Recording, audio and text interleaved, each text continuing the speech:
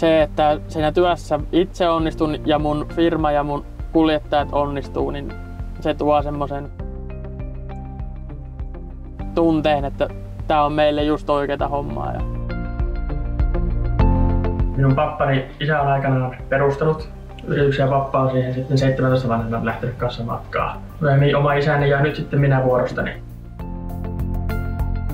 Ensimmäinen vihreä harvesteri, mikä meillä on ollut, oli mallian 870 Pertta, jolla aikanaan oma isäni ajoi.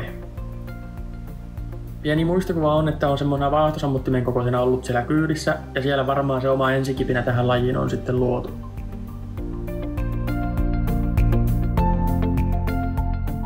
Yonder tietysti isona organisaationa, brändinä, niin kyllä se siellä vahva tuki taustalla. Tuotekehityksessä on saatu kertoa niitä semmoisia kehityskohteita, mitkä meitä ja yrittäjiä ja kuljettajia haastaa. Meillä on 1270 H:ta tulossa.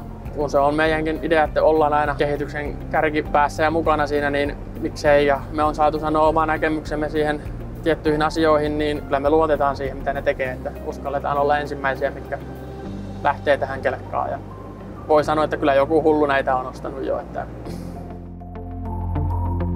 mun työssä on parasta se vapaus, saa itse määritellä menemisensä ja tekemisensä, kunhan hommat tulee hoidettua. Ja kyllähän se sitten tietysti, kun tähän jakkaralle istuu ja laittaa oven kiinni ja dieselin käyntiin ja rupeaa työntämään puuta läpi kourasta, niin ei sekään nyt ihan huono asetelma ole. Pienistä asioista se sitten lähtee se iso kokonaisuus. Ei tarvita mitään semmoista erikoista ja hienoa. Ihan tää perusjuttu, niin saadaan täällä tehdä tätä näin. Tavallinen arki on sitä parasta juhlaa. No niin, sitten vaan oikeisiin hommiin, niin moro vaan!